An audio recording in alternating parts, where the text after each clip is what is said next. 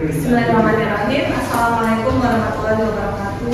Waalaikumsalam warahmatullahi wabarakatuh. Apa kabar teman-teman mahasiswa hari ini? Semuanya? Sehat ya semuanya ya? Oke, ketemu lagi di perkuliahan saya, pertemuan yang ketiga, mata kuliah manajemen perbankan syariah. Insya Allah nanti kita belajar bersama ya. Sebelumnya absen dulu di kampus sudah semuanya? Sudah. Nah, yang belum absen dulu ya, jangan lupa. Oke, alhamdulillah semua masuk hari ini? Masuk. Oke, sudah siap ya semuanya ya. Sebelum kita mulai perkuliahan, kita awali dengan doa bersama. Semoga apa yang akan kita pelajari hari ini bermanfaat dan membawa keberkahan untuk semuanya dan diberikan kelancaran dalam perkuliahan. Berdoa dimulai, berdoa selesai. Oke, masih semangat ya? Walaupun siap-siap ya? Coba saya cek dulu nih fokus dan semangatnya.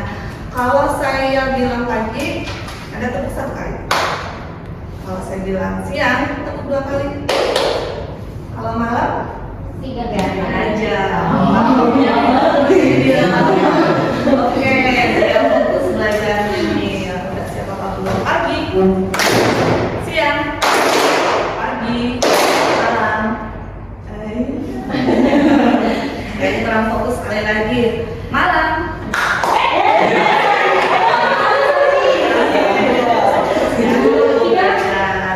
Oke, pagi, siang, malam. Oke. Oke, kalau pertemuan kemarin kita sudah membahas tentang akad, macamnya, rukunnya, syaratnya. Untuk sekarang kita akan membahas tentang penghimpunan dana dalam perbankan syariah. Sebelumnya saya mau review dulu nih karena ini ada kaitannya dalam materi yang lalu. Coba yang bisa menjelaskan apa itu akad mudharabah? Matan. Ayo Pak Cantik silahkan.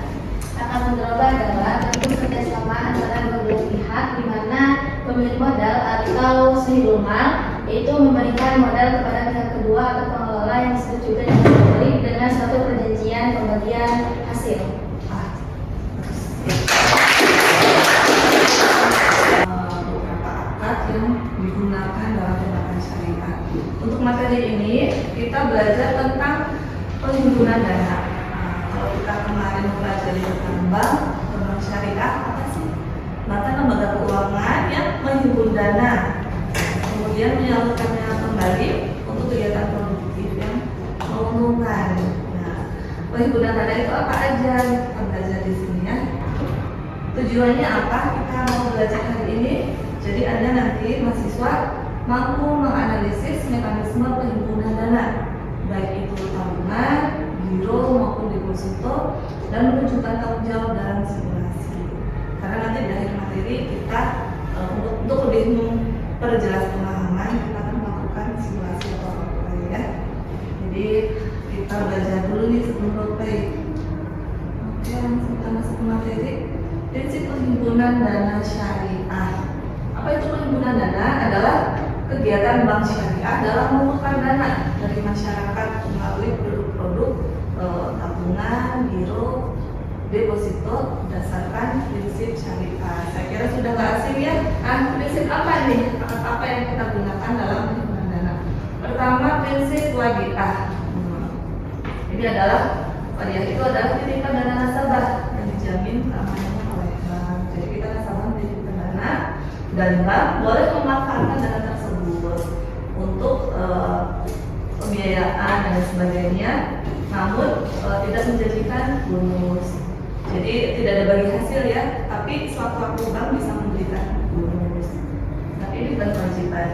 Nah, kemudian yang kedua, akad mudharabah mutlak adalah kerjasama bagi hasil antara nasabah, dalam hal ini pemilik dana yang sahibul mal, dan bank. Bank itu sebagai pemilik atau pengelola dana tanpa batasan jenis usaha.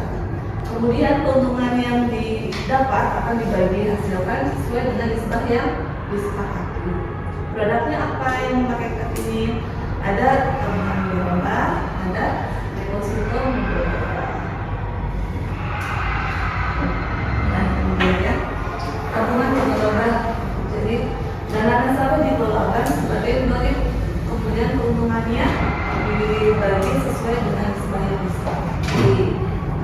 Kemudian giro dan deposito.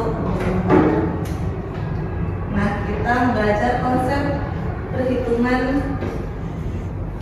nisbah dan bagi hasil. Jadi bagi hasil itu ada ketentuannya ya. Realisasi imbalan yang diterima akan berbeda setiap bulannya. Itu tergantung pendapatan yang diperoleh bank. Bisa jadi kita menerima bagi hasil bulan ini lebih sedikit daripada bulan kemarin atau lebih banyak. Tergantung bank bulan ini untungnya banyak atau sedikit. Nah, sesuai dengan prinsip apa ya? Keadilan. Jadi di bank syariah kan ada prinsip keadilan yang kita belajar di pertemuan pertama. Kalau misalkan bank keuntungannya bulan itu lebih besar, maka bagi hasil yang diterima nasabah akan lebih besar. Kalau lebih kecil pendapatannya atau keuntungannya, maka kita akan menerima bagi hasil lebih kecil juga. Beda dengan kartu non-bank. Sudah ditetapkan nih rate-nya tabungan misalkan 1,3%. Ya sudah, setiap bulan seperti itu yang didapat, meskipun bulan depan itu bank untungnya 10 kali lipat, 100 kali lipat, kita tetap menerima sesuai pricingnya gitu ya. Jadi bank syariah itu memang lebih berkeadilan. Kemudian nisbah, apa itu nisbah? Adalah porsi atau bagian yang menjadi hak masing-masing pihak. Dalam hal ini nasabah dan bank. Itu tergantung, biasanya kita lihat case-nya di deposito. Biasanya untuk 1 bulan, 3 bulan, 6 bulan itu nisbahnya akan berbeda. Kemudian di sini kita lihat, kita coba menghitung bagi hasil. Ya meskipun di bank sudah sistematis, tapi kita perlu tahu juga nih prinsipnya bagaimana sih perhitungan bagi hasil di rumusnya ya. Jadi ada saldo rata-rata nasabah dibagi total DPK. DPK itu dana pihak ketiga.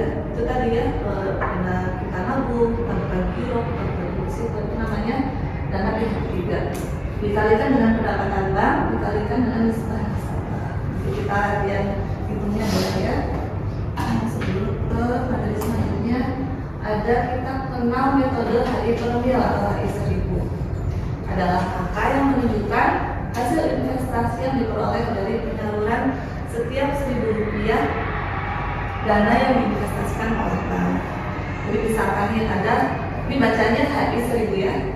Contoh HI 1000 bulan ini sebesar 13,57. Artinya apa?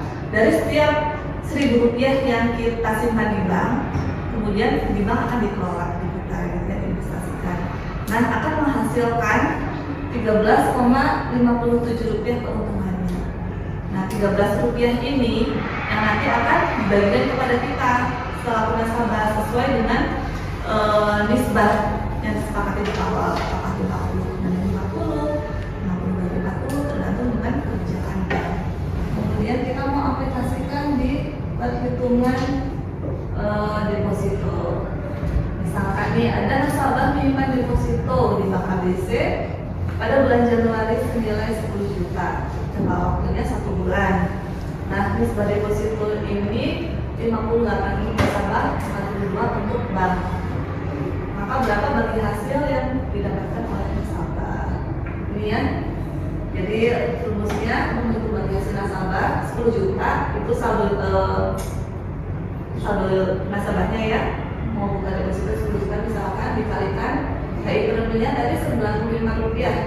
Itu 95 per 1000 dikalikan tadi nisbahnya nasabah itu 58. Jadi ketemu nasabah kalau buka deposito 10 juta selama 1 bulan akan mendapat bagi hasil sebanyak Rp551. Oke, kita lanjut ke produk selanjutnya yaitu giro hadiah. Di sini memakai akad hadiah gitu ya. Jadi dapat investasinya dapat ditarik sewaktu-waktu, kemudian bank boleh memanfaatkan dana tersebut. Nasabah mendapatkan bonus, bukan hasil seperti yang kita hitung tadi ya. Jadi bonus ini sifatnya supaya apakah mau memberikan atau tidak tidak menjadi kewajiban.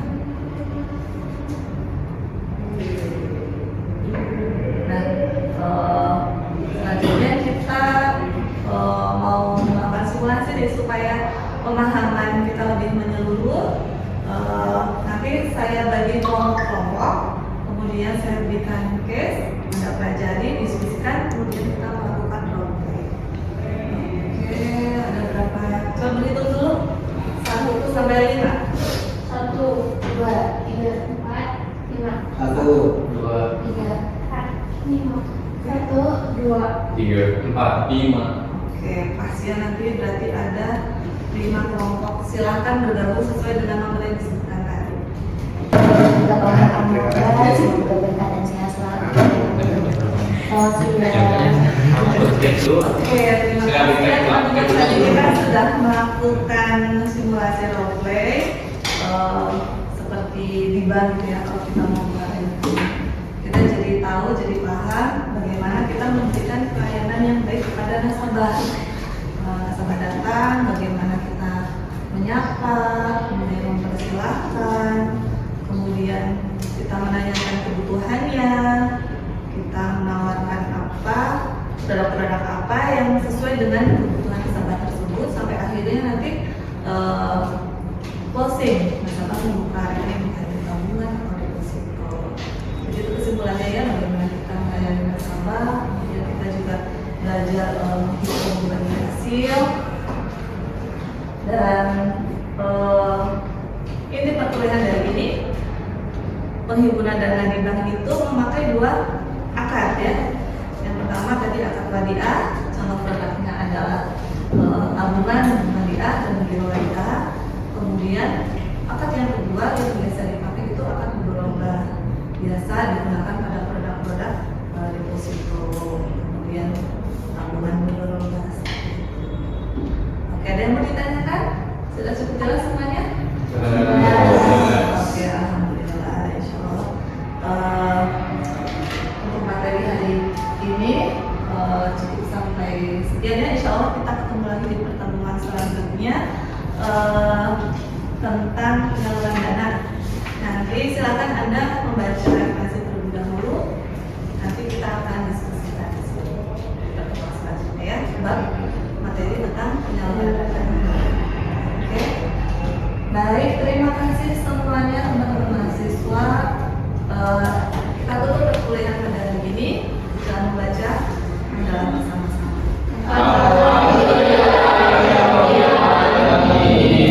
Sampai ketemu lagi di pertemuan berikutnya. Terima kasih. Assalamualaikum warahmatullahi wabarakatuh.